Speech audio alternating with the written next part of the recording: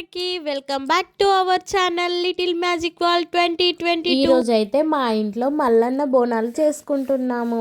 అందుకని చెప్పేసి చాలా వంటలు చేసాము. ఏమేం చేస్తున్నామో చూడండి. ఇక్కడ సాంబార్ చేస్తున్నాము. అన్ని వెజిటేబుల్స్ అన్నీ వేసి పప్పు మంచిగా ఉడికించి చింతపండు ఒక గిన్నె పెట్టుకొని మంచిగా ఆయిల్ వేసుకొని అన్ని పోపు దినుసులు వెజిటేబుల్స్ అన్నీ వేసి మంచిగా ఫ్రై చేసుకోవాలి. మంచిగా అన్నీ మగ్గిపోయేంత వరకు కలుపుకోవాలి. ఒక 10 మినిట్స్ అలా వదిలేసాక మంచిగా మగ్గిపోయినాయి. తర్వాత కొద్దిగా పసుపు ఉప్పు కూడా టమాటా ముక్కలు అయితే లాస్ట్లో వేసుకోవాలి. ఫస్ట్ వేసుకుంటే బాగా ఉడికిపోతాయి కదా, వట్టిగానే వెళ్ళిపోతాయి కదా అని చెప్పేసి మేమైతే లాస్ట్లో వేసుకున్నాము. మంచిగా అన్నీ వేసి కలుపుకోవాలి. 5 మినిట్స్ అవి ఫ్రై అయిన తర్వాత మనకి కొద్దిగానే నేను మిర్చి వేసుకున్నాను.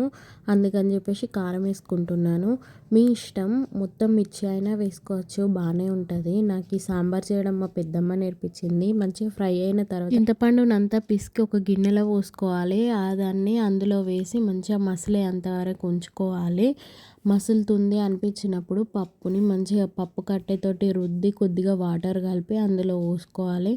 నేను అది మసులుతున్నప్పుడు కొద్దిగా కరివేపాకు కొత్తిమీర వేసి మంచిగా కలుపుకున్నాను. నేను ఇంగ్రీడియంట్ జీలకర్ర మెంతుల పొడి. సాంబార్లో ఖచ్చితంగా జీలకర్ర మెంతుల పొడి, ఎల్లిపాయ జీలకర్ర దంచేస్తే చాలా మంచి టేస్ట్ వస్తుంది. మంచి స్మెల్ కూడా వస్తుంది. ఒకవేళ పులుపు ఎక్కువ అయిందో కారం ఎక్కువ అయిందో అన్నీ ఈక్వల్గా అడ్జస్ట్ కావాలంటే కొద్దిగా నేను బెల్లం వేస్తాను ప్రతిసారి, మా పిల్లలు ఇష్టంగా తింటారని.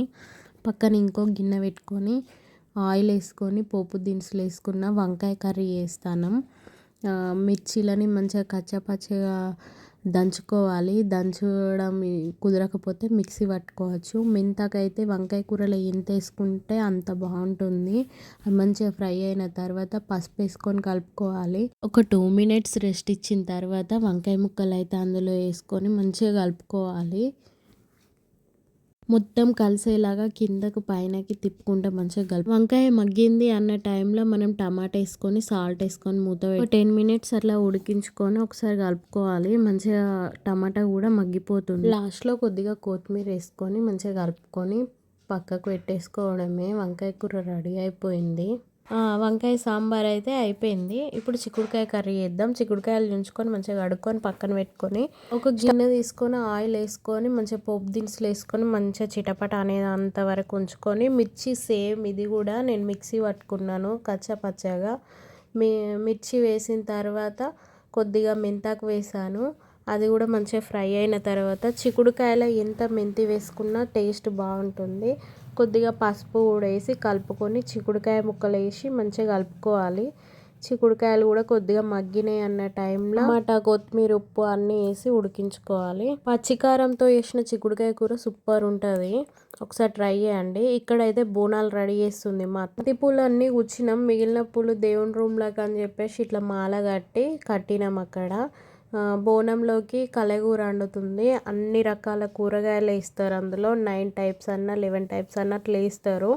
అన్నీ వేసి ఇది వండడం పోపు పెట్టడం అది ఏమి ఉండదు. అన్ని కూరగాయలు వేసి ఆయిల్ ఉప్పు పసుపు అన్నీ వేసి మంచిగా మూత పెట్టేసి పొయ్యి మీద పెట్టుకోవడం. ఇక్కడైతే పాశమన్నం వండుతుంది మా అత్తమ్మ. ఆల్మోస్ట్ అయినట్టే. కొద్దిగా చూడండి బెల్లం వేస్తుంది. అన్నం కొంచెం పలికిప్పిన తర్వాత బెల్లం వేస్తుంది. ఫస్ట్ వేస్తే అన్నం ఉడకదంట.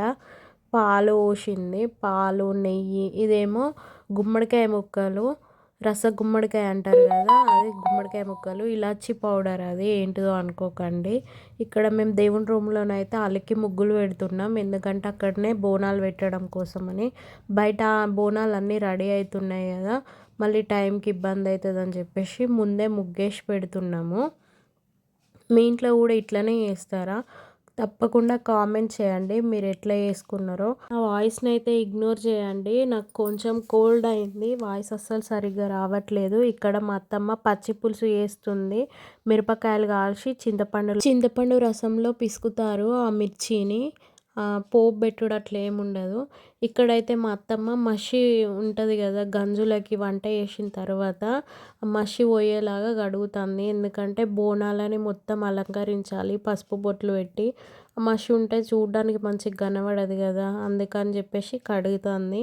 ఇక్కడైతే మేము మొత్తం బోనాలకి పసుపు అంతా మంచిగా పట్టేట్టు రాసుకోవాలి. గంజి అయితే కాలుతుంది, అయినా కూడా మెల్లమెల్లగా మొత్తం పసుపు అయితే పెట్టినాము. దాని తర్వాత తెల్ల ముగ్గుతోటి ముగ్గేసుకోవాలి. మళ్ళీ తర్వాత పచ్చ ముగ్గు అంటే పసుపు, తర్వాత కుంకుమ బొట్లు పెట్టుకుంటాను. బోనాలు ఎంత మంచిగా అలంకరిస్తే అంత బాగా కనబడతాయి. దేవుడు కూడా మంచిగా హ్యాపీ అవుతాడు. కంకణం అయితే కట్టేసినాము. దాని తర్వాత పూలదండ కడుతున్నాము. కట్టిన కొద్దీ అది జారిపోతుంది, అస్సలు ఆగుతలేదు. అటు తిరిగి ఇటు తిరిగి ఎట్లనో ఒక లెక్క కట్టినాము. కింద బోనం అయితే పూర్తి చేసినాం. పెద్ద బోనం అయిపోయింది. ఇది చిన్న బోనం. దీనికి కూడా సేమ్ అట్లనే పసుపు రాసి బొట్లు పెట్టి కంకణం కట్టి పూలదండ కట్టి దాని పైన పెట్టినాము. ఇది కలగూరది. అట్లా 4 బోనాలని అలంకరించి అక్కడ దేవుని ముందైతే పెట్టి కొబ్బరికాయలు అన్ని దేవుళ్ళ దగ్గర ఒక్కొక్కటి అన్ని దేవుళ్ళకు కొబ్బరికాయలు కొడుతున్నాము. కొట్టడం అయిపోయిన తర్వాత మా దేవుని ముందు నైవేద్యం పెట్టడానికి పళ్ళు సిద్ధం చేస్తుంది. ఇక్కడ మా పిల్లలకి మేము కంకణాలు అయితే కట్టుకున్నాము. దాని తర్వాత కాళ్ళకు పసుపు పెట్టుకున్నాం. దర్వాజాలు చూడండి బంతి పూలతోటి ఎట్లా అలంకరించినామో బాగున్నాయా. దేవునికి అయితే సాంబ్రాన్ వేయాలి. అక్కడ 5 పళ్ళల్లో దేవునికి నైవేద్యం పెట్టింది మా అత్తమ్మ.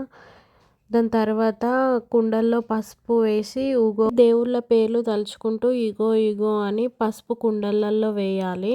కుండల్లో నుండి అన్ని తీసుకొని వచ్చి కూర్చొని అందరం కలిసి తిన్నాం. Thanks for watching. Please do like, share, subscribe.